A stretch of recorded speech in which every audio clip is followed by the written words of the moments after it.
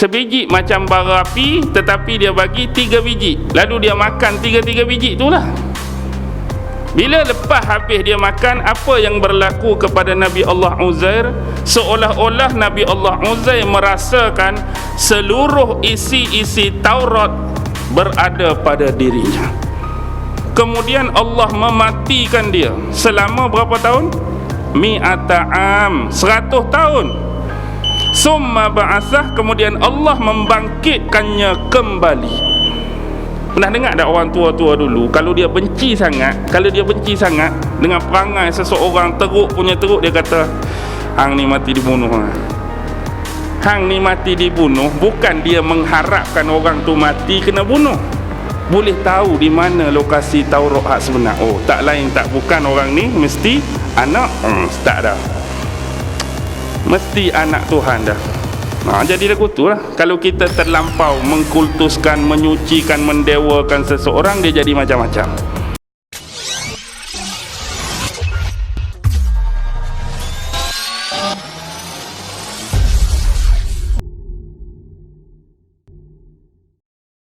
A'udzu billahi minasy syaithanir rajim. Bismillahirrahmanirrahim. Assalamualaikum warahmatullahi wabarakatuh. Alhamdulillah, alhamdulillah, alhamdulillah. Alhamdulillahi rabbil alamin. Wabihi nasta'in ala umurid dunya waddin. Wassalatu wassalamu ala ashrafil anbiya'i wal mursalin wa ala alihi wa sahbihi ajma'in.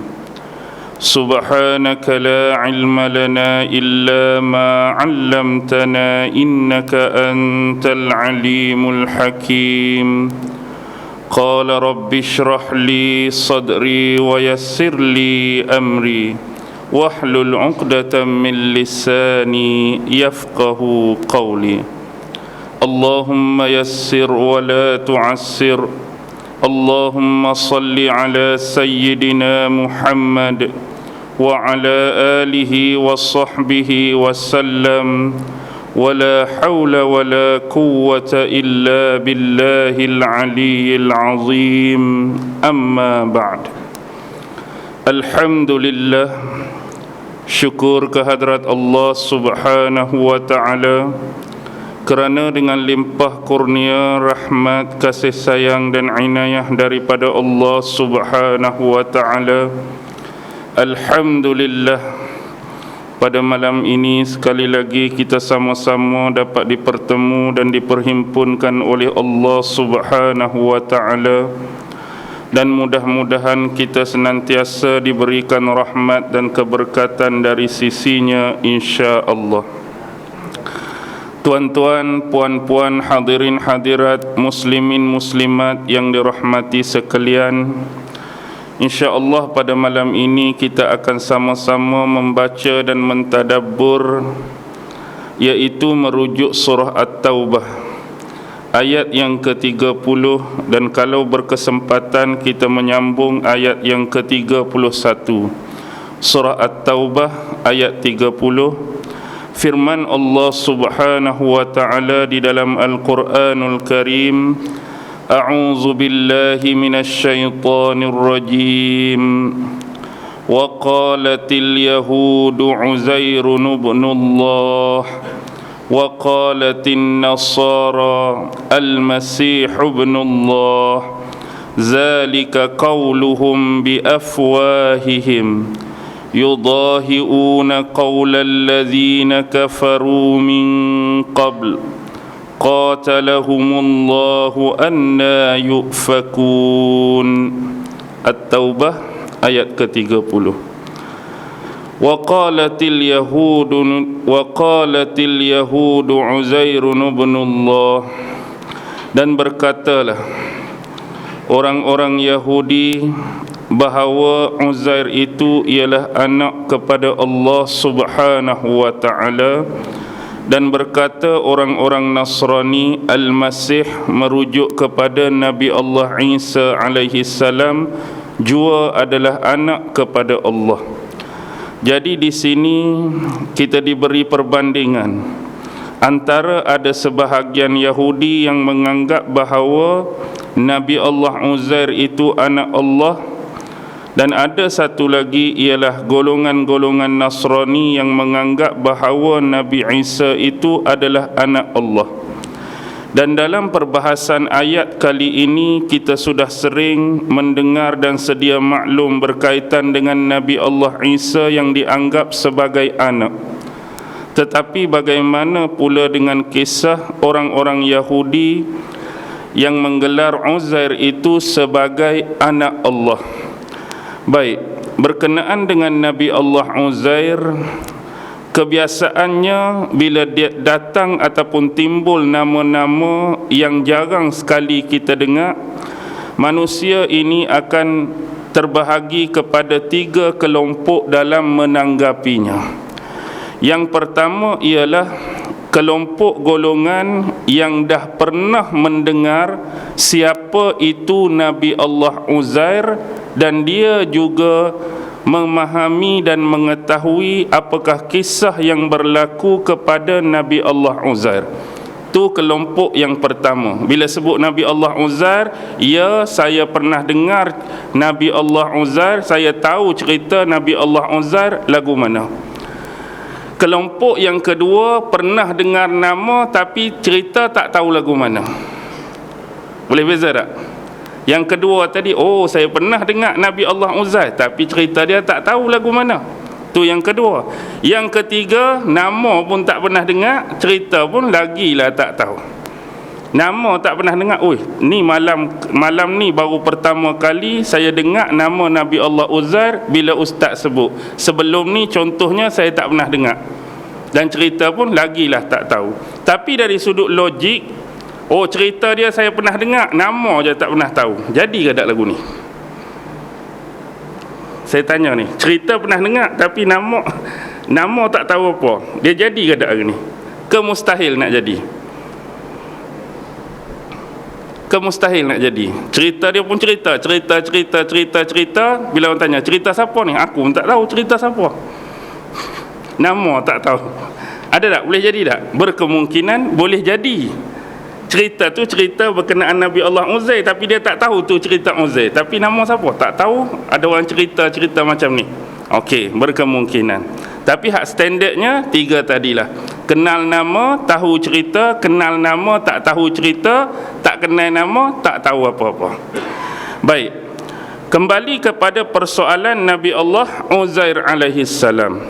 Di dalam Al-Quran, bila kita mengambil iktibar daripada tafsiran-tafsiran yang pelbagai hasil daripada ulama-ulama tafsir kita, sekurang-kurangnya, dan saya tidak mempunyai kemampuan untuk cek semua tafsir, tapi sekurang-kurangnya malam ni saya boleh bagi 2 bentuk versi bagaimana orang-orang Yahudi boleh nak keloi ataupun panggil Uzair ini sebagai anak Allah.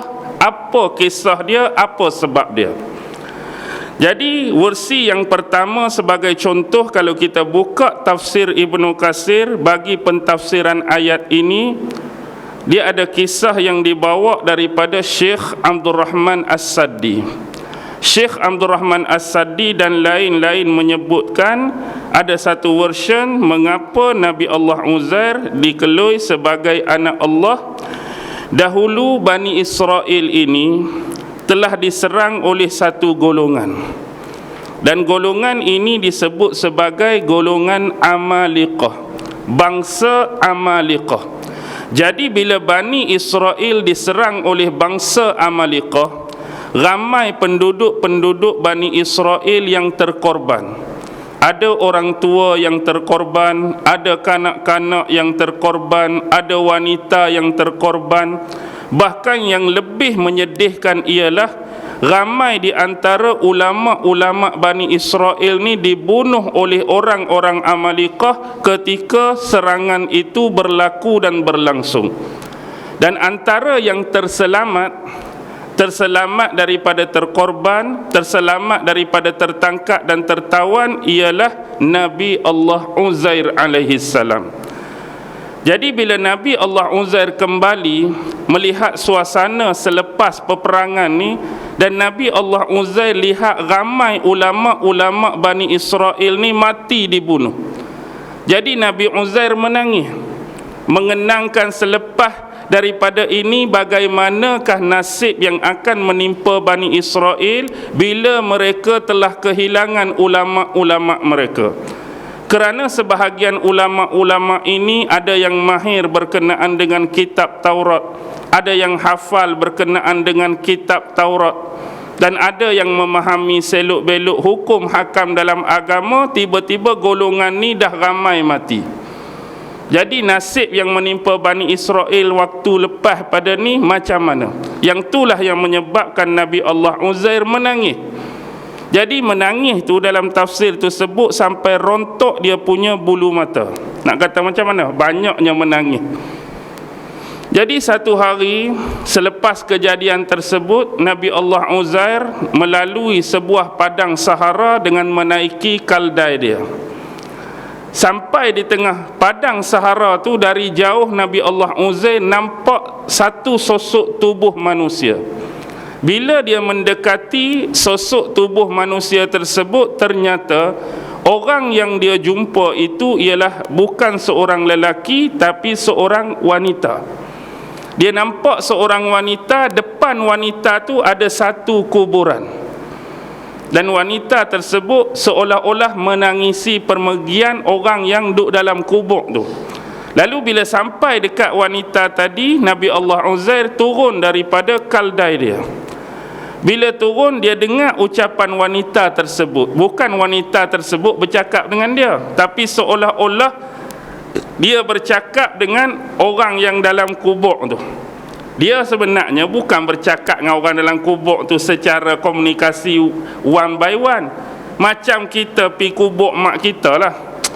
Aduh, mak orang ni tak tahu nak duduk dengan siapa. Kita bukan duduk bercakap dengan mak kita pun, tapi kita macam cakap seorang-seorang, macam mengadu masalah kita. Jadi orang nampak hang ni biar betul duduk bercakap dengan siapa. Maksud bercakap tu mengeluarkan kata-kata, bukan betul-betul komunikasi dengan orang dalam kubur, tapi macam mengeluh nasib diri.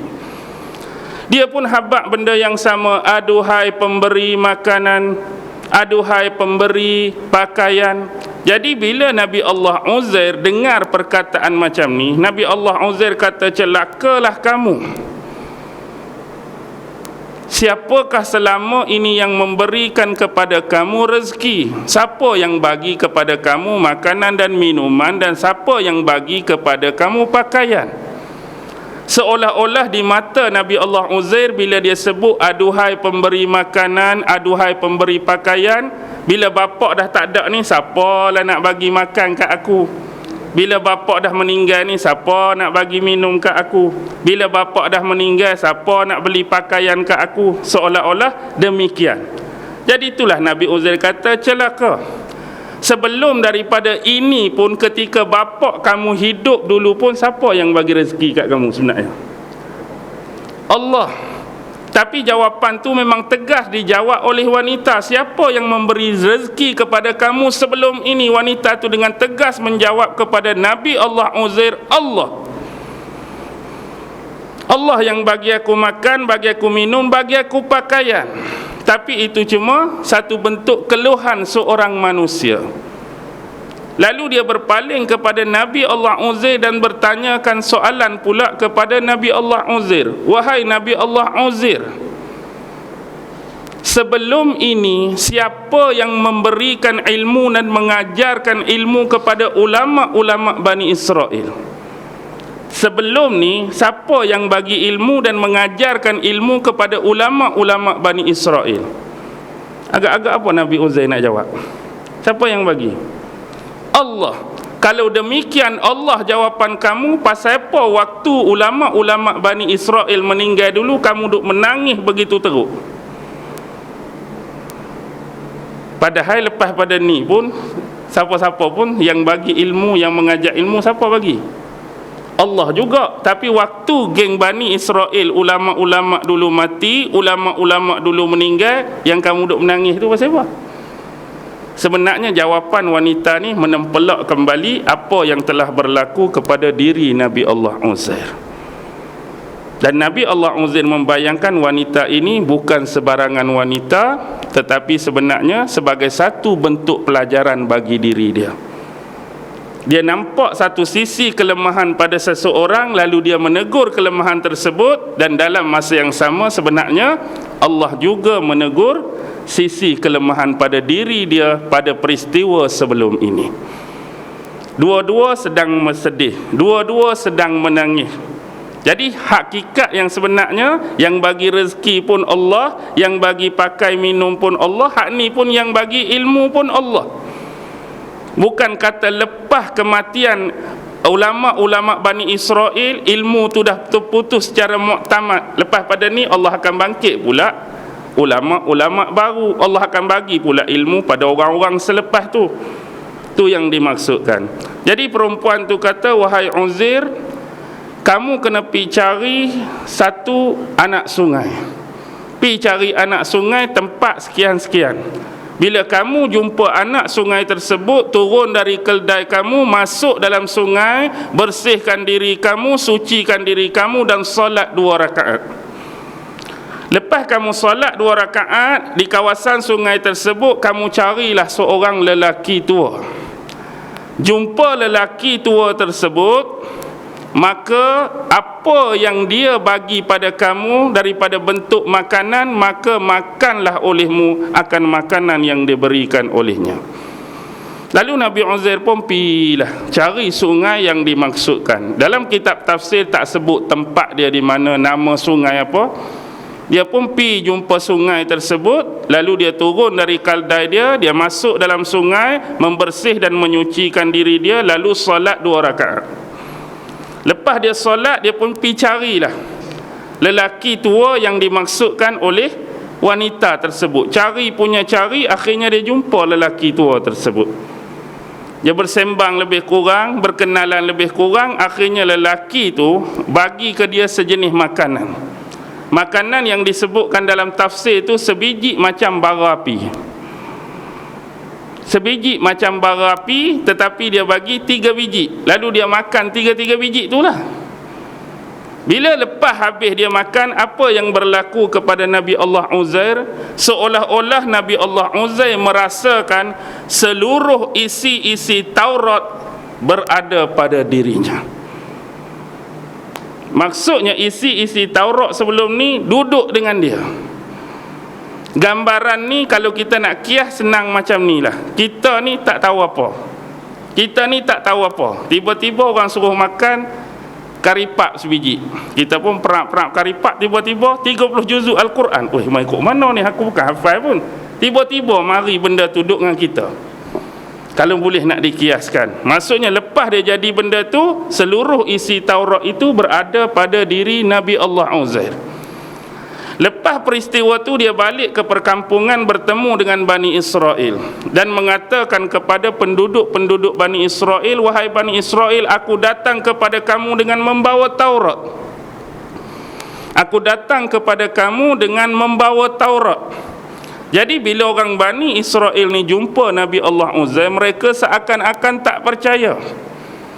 Sebab Taurat ni ada sebahagiannya dah kena bakar, ada sebahagiannya dah dimusnahkan, dah dirosakkan. Jadi mana ada lagi Taurat? Jadi untuk meyakinkan bahawa dirinya mempunyai ilmu-ilmu dalam kitab Taurat tadi, Nabi Allah Uzair telah mengikat kolam ataupun pena pada jari dia. Dia ambil kolam, dia ambil pena, ikat pada jari dia, dia ambil lembaran, dia tulis. Dia tulis sampai siap.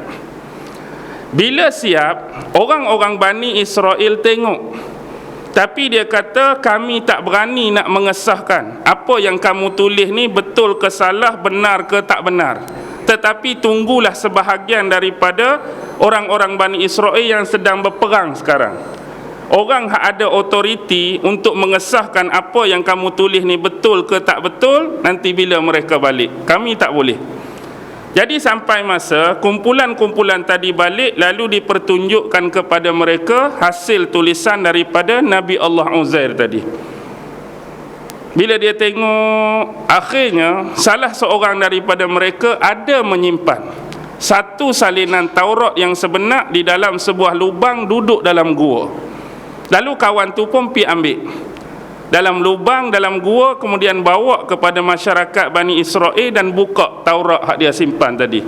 Lalu diregukan dengan hasil terbaru hak tulisan Nabi Allah Uzair, sebiji komplit. Sebiji komplit. Jadi bila sama begini, ada sebahagian yang dungu ni, hak tak berapa nak betul ni, hak orang-orang awam yang biasa ni tak boleh tengok keadaan macam ni. Tiada lain dan tiada bukan seorang manusia yang dikurniakan kurniaan sebegini hebat, kecuali dia merupakan anak Tuhan dah. Tak ada orang boleh buat lagu ni kecuali dia anak Tuhan. Bukan semua Yahudi, tapi sebahagian Yahudi ni, dia tak boleh tengok benda-benda aneh, benda-benda korek, benda-benda pelik ni. Dia jadi Nabi Allah Uzair anak Tuhan. Tu satu version. Kalau daripada riwayat Syekh Abdul Rahman As-Sadi dan lain-lain. Tapi version yang paling popular, yang selalu diceritakan oleh ulama-ulama, kita kena kembali kepada surah Al-Baqarah. Tuan-tuan boleh tengok dalam surah Baqarah ayat 259. Al-Baqarah 259. Okey. أعوذ بالله من الشيطان الرجيم أو كالذي مر على قرية وهي خاوية على عروشها قال أنى يحيي هذه الله بعد موتها فأماته الله 100 عام ثم بعثه قال كم لبثت قال لبثت يوما أو بعض يوم قال بل لبثتم 100 عام sampai ke قال أعلم أن الله على كل شيء قدير. Ayat tu panjang. Baik, sebenarnya ayat tu dia ada dua peristiwa hebat. Satu pada ayat 258, satu pada ayat 259. Permulaan cerita duduk pada ayat 258 tu, alam tara ilal ladzi haja Ibrahim fi rabbih. Apakah kamu tidak memerhatikan ataupun melihat kisah seseorang yang menghujah Nabi Allah Ibrahim berkenaan dengan Tuhannya? Ni kisah apa ni? Ni kisah Nabi Allah Ibrahim, dan siapa hak berhujah dengan Nabi Allah Ibrahim pasal Tuhan dulu? Nak mengaku Tuhan tu lah. Siapa? Namrus. 258 tu pasal Namrus. Sebab tu ayat 259 dia terus datang au kallazi. Dua cerita. Adakah kamu tidak memerhatikan seorang lelaki yang menghujah Ibrahim berkenaan dengan Tuhannya? Dan satu lagi, tidakkah kamu memerhatikan kisah seseorang yang melewati satu kawasan?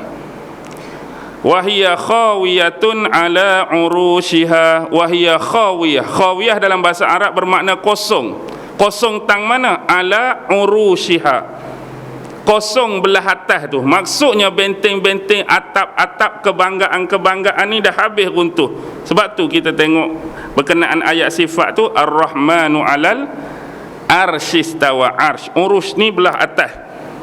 Maksudnya rosak habis, seperti padang jarak, padang terkukur. Tidakkah kamu memerhatikan kisah seseorang lelaki yang melewati satu kawasan yang keadaan macam tadi diceritakan? Lalu dia menyebut apa? Anna yuhyi hadhihi Allahu ba'da mautiha. Dia terdetik bagaimanakah Allah akan menghidupkan kembali kawasan ini setelah dia memusnahkannya. Siapa lelaki dalam cerita ni? Siapa lelaki dalam cerita ni? Seorang lelaki yang melewati kawasan yang yang rosak seperti padang jarak, padang terkukur akibat peperangan, hancur selumak-lumaknya negeri ini. Dan bila lelaki ni tengok, dia terdetik dalam diri dia, dalam hati dia, bagaimanakah Allah akan membangunkan kembali tempat ini setelah kota ini dimusnahkan. Ada 4 riwayat, tuan-tuan, dan riwayat yang paling terkenal dan famous di kalangan ulama, lelaki ini adalah Nabi Allah Uzair. Tu nombor 1. Nama tak tahu ni. Yang kedua, pendapat ulama, lelaki yang melewati tempat ini ialah Nabi Allah Khidir alaihi salam. Tu pendapat yang kedua. Pendapat yang ketiga ialah seorang lelaki Bani Israel yang bernama Hizkil bin Bawar. Hizkil bin Bawar, tu yang ketiga. Dan yang keempat tak ada nama, tapi dia merupakan salah seorang lelaki Bani Israel. Macam tu saja. Jadi kita ambil pendapat yang utama bahawa lelaki tersebut adalah Nabi Allah Uzair. Jadi bila dia terdetik perkataan demikian, apa yang berlaku? Fa amatahu Allahu mi'ata amin summa ba'atsah. Kemudian Allah mematikan dia selama berapa tahun? Mi'ata am, 100 tahun. Summa ba'atsah, kemudian Allah membangkitkannya kembali. Kalau dulu Ashabul Kahfi cuma ditidurkan oleh Allah selama 309 tahun. Ni Allah matikan dia 100 tahun, kemudian bangkit balik. Matikan selama 100 tahun, kemudian hidupkan balik dia. Bila dia hidup balik, qala kam labis, berapa lama kamu berada di sini? Berapa lama kamu tinggal di sini? Lalu apa jawab dia? Qala labistu yauman au ba'dha yaum. Mungkin aku duduk di sini sehari ataupun setengah hari. Bila Allah bangkitkan balik tu, dan bila ditanya berapa lama hang duduk sini, mungkin sehari ataupun mungkin setengah hari je. Dia berasa demikian. Sedangkan Allah dah matikan dia lebih 100 tahun, tuan-tuan. Apa bukti dia? Qala bal labista mi'ata am, bahkan yang sebenarnya kamu ni duduk sini dah hampir 100 tahun. Fanzur, lihatlah kamu ila ta'amika wa syarabika lam yatasanna, kepada makanan dan minuman kamu yang sedikit pun tidak berubah. Makanan kamu tu sedikit pun tidak berubah, seolah-olah sama seperti yang kamu bawa pada asal, yang kamu bawa pada mula-mula. Tengok, Allah buat perbandingan. Mula-mula suruh tengok makanan hak dia bawa sebelum ni, minuman hak dia bawa sebelum ni. Dan riwayat menyebut makanan hak dia bawa ialah buah anggur dan buah tin. Buah anggur dan buah tin, dan minuman yang dia bawa ialah jus buah-buahan. Tak tahulah jus apanya. Kita nak kata jus kurma pun tak kena, nak kata jus delima pun tak kena, jus apple pun tak kena, tapi disebut jus buahan. Makanan anggur dengan tin. Bab makanan sedikit pun tak ada perubahan. Jadi bila tengok makanan tak ada perubahan, tu yang dia berasa apa? Baru setengah hari, baru sehari. Tetapi wanzur ila himarika, tengok pula kepada kaldai kamu, tengok pula pada dongki kamu. Keldai itu dongki lah, himar tu. Walinaj'alaka ayatan linnas, dan ini akan menjadikan engkau sebagai tanda kekuasaan bagi sekalian manusia. Bila tengok kepada kaldai dia, apa jadi? Cuma tinggal tu tulang. Cuma tinggal tulang. Apa perbahasan yang menarik di sini yang kita boleh ambil? Dalam tempoh 100 tahun Allah boleh mengekalkan kesegaran sesuatu, dan Allah boleh menjadikan sesuatu itu sebagaimana kelaziman dan kebiasaan, iaitu kemusnahan dan kehancuran. Kalau ikut secara logika, 100 tahun apa akan jadi pada anggur dengan tin tu? Kalau ikut logik 100 tahun, kalau betul-betul ada lagi, dia jadi apa nak Haji? Agak-agak 100 tahun ni. Macam tak ada apa tak? Tapi dari satu sudut Allah boleh jaga benda tu dengan sebaik-baiknya, walaupun tempoh dah berlalu 1 tahun. Tapi satu lagi memang tinggal tulang sungguhlah, sebagaimana biasa.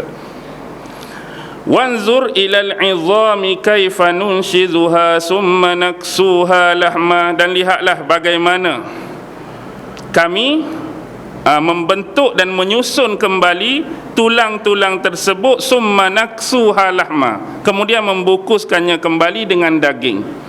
Maksudnya ditunjuk di depan mata Uzair bagaimana tulang-tulang yang berserakan tadi akhirnya bercantum kembali.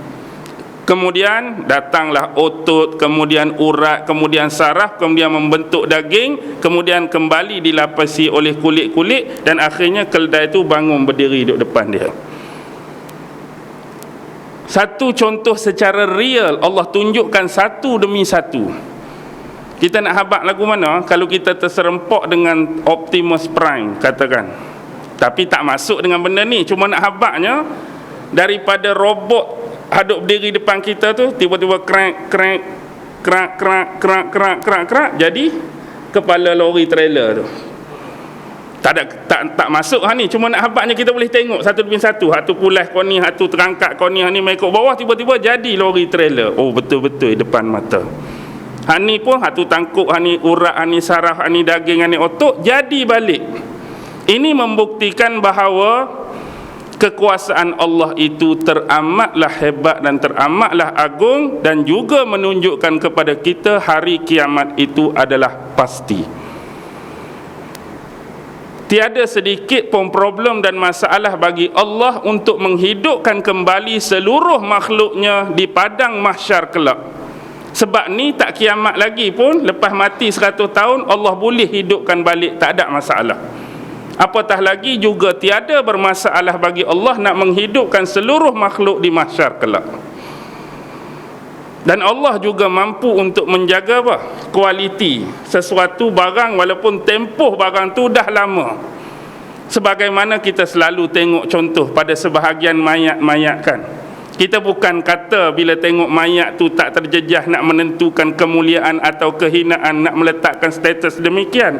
Tapi kadang-kadang orang tu dah meninggal mungkin ratusan atau ribuan tahun, bila buka seolah-olah sama seperti baru semalam tanam, baru duduk tengah tidur, tak ada perubahan. Allah boleh buat semua tu, Allah boleh jaga semua tu.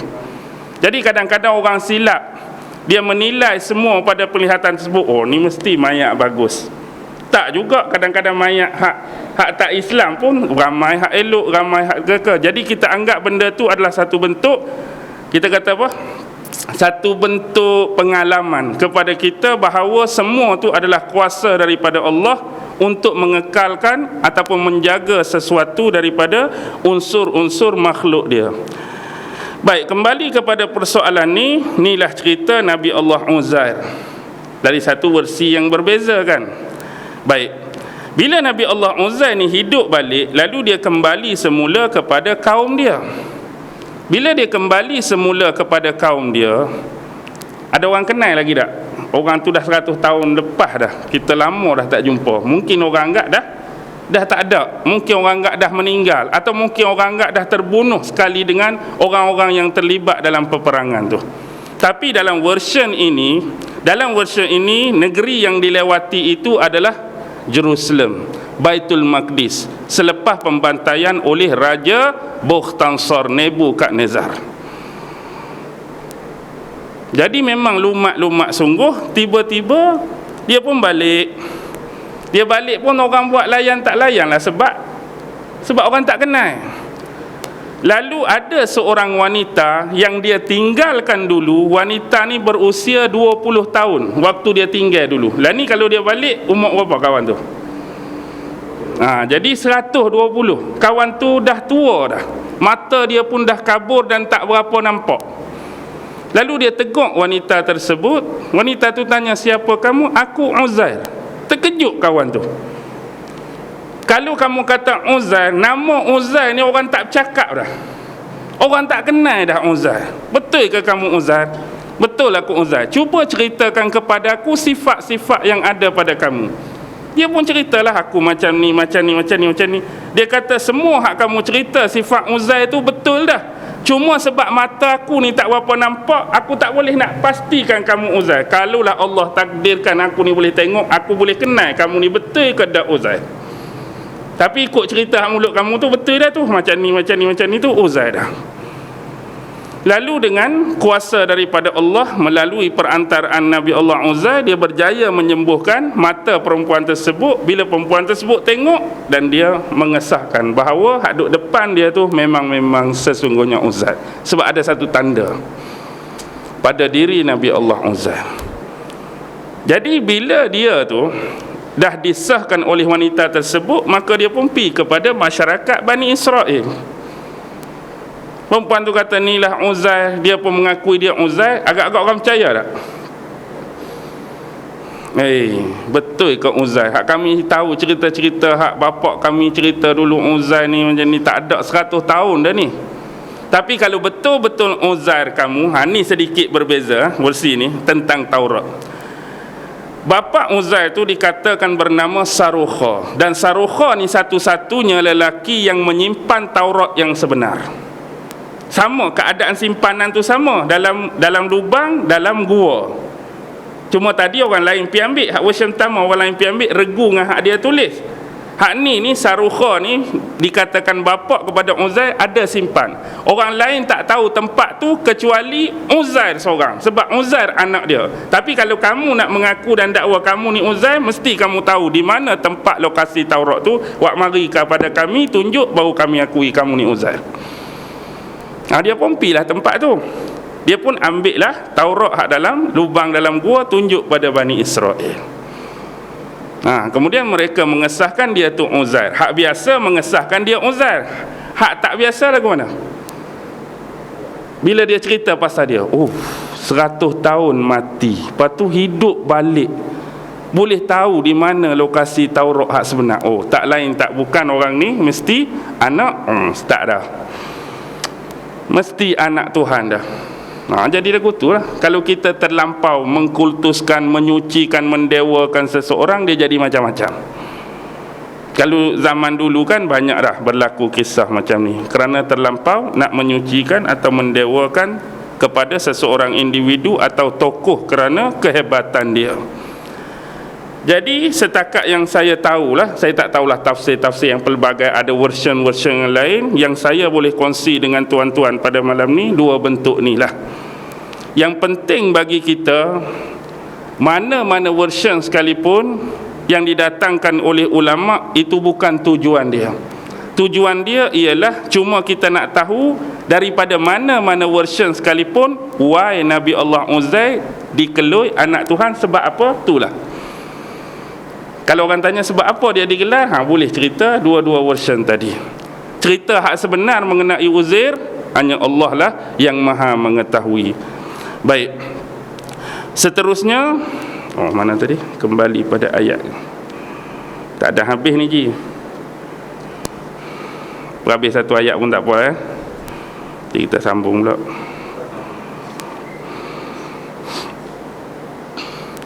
Waqalatin Nasara Al-Masih ibn Maryam, dan berkata orang-orang Nasrani bahawa Al-Masih itu adalah anak Allah. Yang ni saya rasa tak perlu hurai, tak perlu cerita, sebab sedia maklum bagi kita kenapa orang-orang Nasrani ini kelui atau panggil Al-Masih sebagai anak Allah.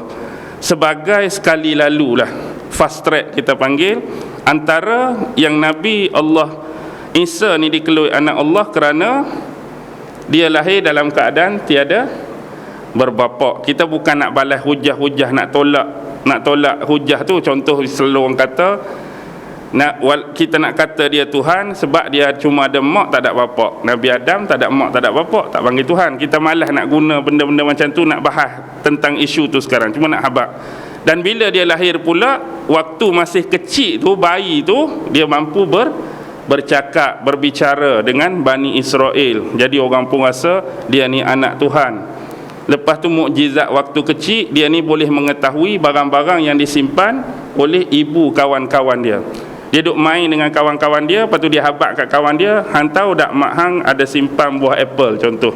Kawan tu pun balik, mak saya nak buah apple hak mak simpan. Macam mana hang tahu aku simpan buah apple? Isa bagi tahu. Jadi dia boleh tahu. Lepas tu hak besar pula, mukjizat yang Allah bagi pada Isa ni memang tahap core yang boleh orang nak kata lagu tu. Sebab pelik-pelik. Boleh sembuhkan penyakit sopak, boleh sembuhkan orang yang buta mata jadi celik, dan paling core boleh menghidupkan orang mati. Itu yang jadi dia ni anak, orang kelur dia sebagai anak Tuhan. Okey.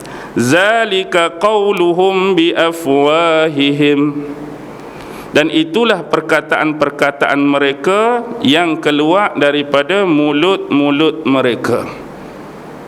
Yang keluar daripada mulut mereka, bagi orang Yahudi Uzair itu anak Allah, bagi orang Nasrani Al-Masih itu anak Allah. Dan ini adalah perkataan yang mengandungi apa?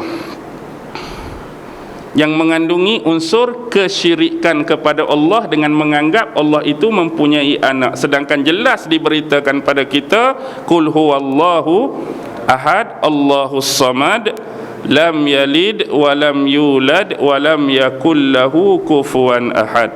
Yudahi'una qawlal ladzina kafaru min qabl. Yudahi'una, yudahi dalam bahasa Arab ni, kalau untuk ayat ni dia paling sesuai, mereka meniru-niru. Yudahi juga boleh nak kata duplicate, yudahi juga boleh nak kata copy paste. Tapi dalam ayat ni dia lebih mendekati mereka cuba meniru-niru qaulal ladzina kafaru min qabl, perkataan-perkataan mereka yang kufur kepada Allah sebelum ini. Maksudnya sebelum orang Yahudi menganggap Uzair anak Allah, dan sebelum orang Nasrani menganggap Al-Masih anak Allah, ada tak perkataan-perkataan semacam ini ataupun seperti ini atau mirip seperti ini sebelum mereka?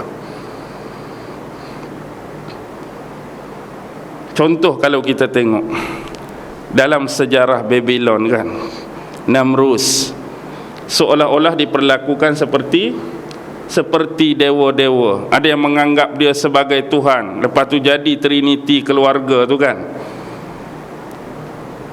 Apa dia? Namrus, isteri dia Semiramis, dan anak dia Tammuz. Zaman Mesir kuno pun sama. Bila kita membicarakan tentang isu Osiris, Isis dan juga Horus tu, maksudnya manusia dianggap sebagai separa Tuhan, manusia separuh dewa.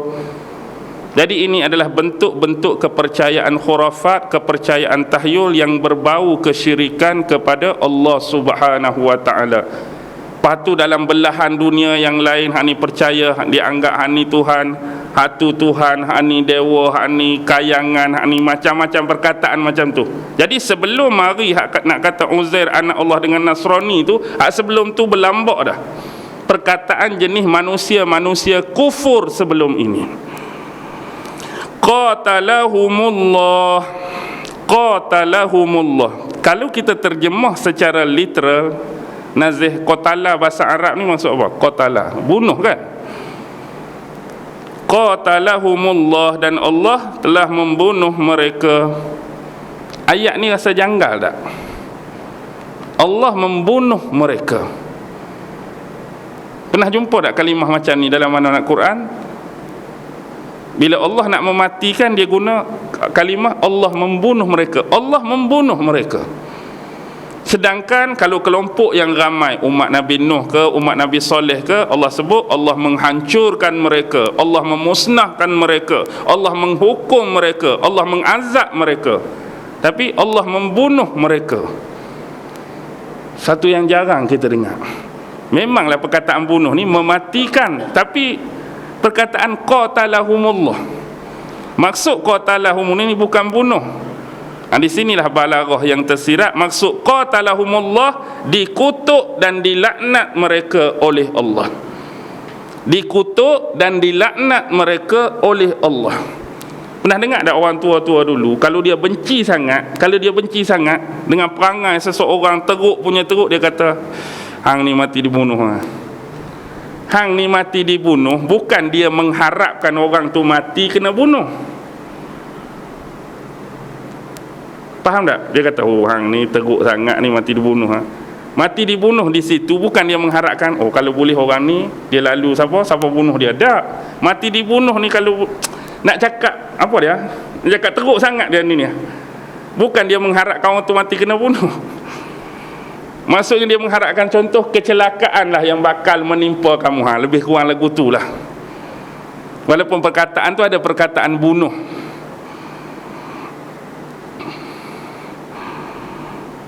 Macam dia telah membunuh cintaku. Ayat sastra kan, dia telah membunuh cintaku. Apa maksud di situ? Apa dia Nazih? Kalau ayat sastra, dia telah membunuh cintaku. Maksud kawan tu ambil pisau ke, ambil M16 ke, pergi cari cinta, pam tembak, oh mati lagu tu. Bukan. Maksudnya seolah-olah wanita tadi telah mengecewakan hati dia, mengecewakan perasaan dia. Ayat sastra, dia telah membunuh cintaku. Ada perempuan tu mengecewakan dia, tapi dia guna perkataan bunuh. Macam dalam Quran ni contoh kafir ni, kafir ni selain daripada makna kafir sendiri, apa makna lain? Apa makna lain tuan-tuan?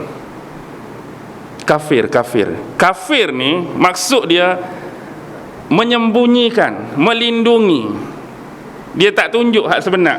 Sebab itulah kadang-kadang malam juga diistilahkan sebagai kafir. Malam, sebab malam ni dia menyembunyikan dan menutup daripada, asalnya kalau siang kita nampak ni pokok, ni batu, ni apa, tapi bila malam datang seolah malam tu menutup semua benda tadi. Malam juga diistilahkan sebagai kafir. Bahkan petani pun diistilahkan sebagai kafir. Sebab petani tu dia ambil biji benih, dia korek lubang, dia menyembunyikan bukan menyembunyikan, kalau kita sebenarnya bubuh benih, tapi maksud itu menyembunyikan benih, kambuh benih. Dalam Quran sebutkan a'jabal kuffar nabatuhu. Dalam Quran a'jabal kuffar nabatuhu. Kuffar di situ tu bukan orang kafir, kuffar di situ petani. Dengan tanam-tanaman dia tu, tapi dia guna kalimah kuffar sebab dia korek lubang, ambil benih, menutupi benih tadi dengan tanah. Benda yang disembunyikan dan ditutupi, itulah makna kafir. Malam pun ada istilah guna kafir, apatah lagi kafir yang betul-betul kafir. Okey. Anna yufakun, bagaimanakah kamu boleh berpaling lagi, dengan bahasa yang mudah, sedangkan tanda-tanda, dalil-dalil, bukti-bukti sudah jelas bagi kamu. Pasal apa lagi duk buat benda-benda yang berbentuk kesyirikan seperti ini dengan menganggap bahawa Allah itu mempunyai anak, atau Allah itu mempunyai keluarga, atau Allah itu mempunyai isteri ke, atau Allah itu mempunyai keturunan ke, atau Allah mempunyai apa-apa hubungan dengan makhluk ke, dalam bentuk rantaian dan pertalian seperti tadi. Jangan sekali-kali buat macam ni. Bukan kata orang Yahudi terhadap Uzair, bukan kata orang Nasrani terhadap Al-Masih.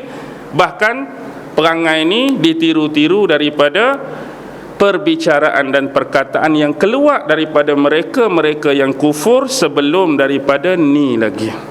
Dan perbahasan menarik sebenarnya pada ayat 31 tu. Nanti kita sambung hari Ahad ni insya-Allah. Hari Ahad ni dia bukan minggu ni tak? Dia bukan Ahad ni kan?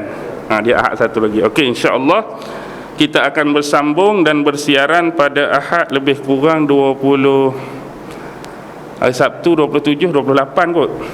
Seilat saya 28 kan? Betul 28. Okey. Pada 28 hari bulan Julai 2019 insya-Allah. Moga-moga hasil daripada bacaan dan tadabbur ayat yang ke-30 daripada surah At-Taubah malam ini sedikit sebanyak dapat memberi penerangan dan pencerahan kepada kita berkaitan dengan isu yang kita bincangkan. Insya-Allah moga-moga kita semua dapat dipertuntunkan oleh Allah ke arah jalan petunjuk dan jalan hidayah, dan dijauhkan daripada jalan-jalan kesesatan dan penyelewengan, terutama yang datang daripada musuh-musuh Allah Subhanahu wa ta'ala. Apa yang baik datang daripada Allah, yang lemah dan kurang datang daripada diri saya sendiri. Wabillahi taufiq wal hidayah. Wassalamu alaikum warahmatullahi ta'ala wabarakatuh.